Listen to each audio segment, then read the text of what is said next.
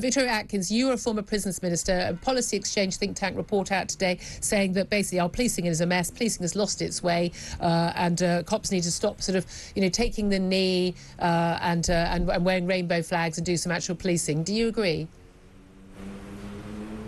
I think the emphasis on tackling crimes, the most serious crimes, including, for example, crimes of sexual violence that I had particular responsibility before I resigned, those must be the crimes that the police should focus on. In fairness, I think most chief constables understand that. There is a thing about community policing. We've always policed by consent in this country, and we want police officers to remain part of our neighbourhood, to be part of our community. Frankly, that's how they get good intelligence on who's doing what from people in and about in neighbourhoods. Okay. So there is an element of that, but I do think this focus on tackling the crimes that really affect and hurt people, including sexual violence, but of course crimes such as burglary, that must be the focus of 21st century. Again, when did the police decide it was? And Victoria Atkins, Conservative MP, she's a Rishi Sunak supporter, she's also former prisons minister. 8:15 is the time. Well, let's talk about this now with Harry Miller. He's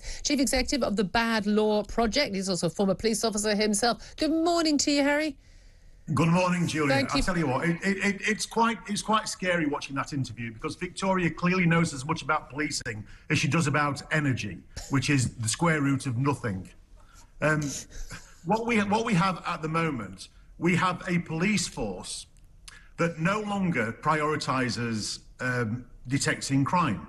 Now, in the Telegraph this morning, it says that the Policy Exchange think tank has noted that this decline in detecting crime has happened over the last 10 years. Now, that perfectly coincides with the establishment of the College of Policing. Yeah. Let me come in there. Yeah, I mean, there's lots of talk about funding for the police. We lost a lot of police officers in the austerity years, and the government, every government since, has said no, we'll bring back more police officers, struggling to recruit those numbers as you've got many police officers leaving.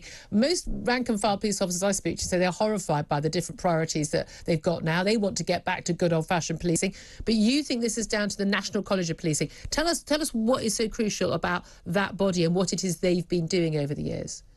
The National College, the College of Policing, it prioritises ideology over criminality. That's what it does. So it endlessly spews out new ways of the police spotting hate. And of course, now the police see hate everywhere. The police is almost like those religious zealots who see the face of Jesus in a slice of toast. The College of Policing has taught police officers to see hate where it simply does not exist. And where it doesn't exist, it generates hate. So, for instance, if you say that it's not appropriate for the police to be doing the Macarena, and you say so on social media, you instantly get shut down because you're now a hater. See, they see hate everywhere. And you can't do both things. You can't prioritise crime and go after burglars, whilst at the same time going after people like me and people like you. Yeah, well, no, they haven't gone after me. I mean, I would find it highly amusing if they did, I have to say. And I would, scary, Julia. Would happily stand my ground on these issues. Look, you've numerous times, and you fought it, and good for you. I mean, I'm all credit to you, fighting to protect our freedom of speech, as you've done under, the Fair Cop group as well. But this is the crucial thing, isn't it? When you're spending time sending, say, 5 officers to talk to someone about, well, we think you should reword your hurty tweet that you sent last week because someone says they think that someone else might be offended by it. You're not actually investigating crimes that genuinely affect people, like someone going into their home and stealing their stuff. And when we decriminalise crimes in de facto, if you don't prosecute anybody, if no one ever goes to prison, you're basically saying, yep, you can steal from shops up to a certain value and nothing will happen. You can go into someone's home and steal their personal stuff that they've worked hard for and nothing's going to happen. You lose the confidence of the public. That's right. That's right. And the thing is, you increase the confidence of the burglar, because in the burglar's mind, he thinks, well, there's a fair chance I'm not going to get caught because the police down the road are going to be busy practicing the floral dance. So it's quite easy for me to nip into this back window and steal something because there aren't going to be any police officers there. The police have done this to themselves, unfortunately. The police police by consent. What we need is a police force that has a little bit of respect, a little bit of fear, so that people think, hold on a minute, If I break the law, not send out to her to tweet, if I break the law, there's a fair chance I'm going to get my collar felt. Absolutely. That's the kind of policing we want, Judy. Harry Miller, you're speaking for the nation. Breakdown of the justice system, it has massive long-term repercussions, and it affects people's quality of life, and particularly the quality of life of people living, frankly, in the poorest neighbourhoods, where crime is far more rife and people are far more fearful for their safety and for their possessions. This new report from the Policy Exchange think tank, very influential in the Tory party, less so for the Labour Party, but they're basically saying you need rank and file sort of rethinking of policing, ending particularly the woke thing, the kneeling for Black Lives Matter, which of course your party leader happily did, waving of rainbow flags, getting involved in the politics of things and getting back to just some good old-fashioned policing, also calling for reform of the College of Policing. Would you agree with all of that?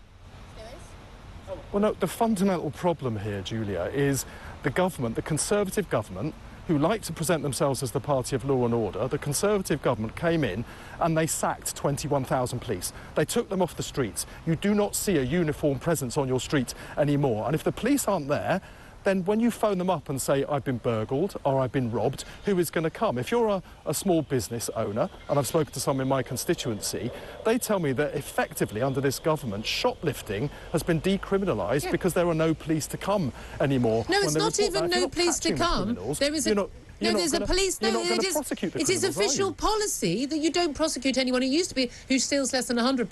Now it's £250. We've basically said you can steal from shops. It's okay. Well, that's right. And who's in charge of the criminal justice system? Who's in charge of the police? It's the Conservative government. And I'm afraid they've gone absolutely soft on crime and they've broken the criminal justice system. We need to prosecute and we need to punish and we need to prevent, and none of those things are happening under this government, which is why we're seeing crime escalating. And that's simply on the statistics that we see, because of course many of your viewers, many members of the public, knowing what's going on, simply don't report crime anymore because they think no one's going to come, nothing's going to happen about it. That's it. And as you said, it's poorer communities that get affected the most by crime. So criminal justice is actually a social justice issue as well. But finally, look, time is very short. Do you accept that police who haven't got time to investigate shoplifting or a burglary or a rape should definitely not have the time and should not turn up to interview people about a supposedly hurty tweet, and they shouldn't be dancing the Macarena, and they shouldn't be painting rainbow flags on their police horses or whatever it is they're doing this week? Do you agree with that? Well, frankly, cops need to catch criminals, don't they? So Labour's come up with a plan, which is to put a crime prevention hub in every neighbourhood. So you've got the police visible on the streets, people know where they can go and get them, and actually then you get a bit more supervision from the public of what's going on. But first of all, we need the police. All right, thank you very much.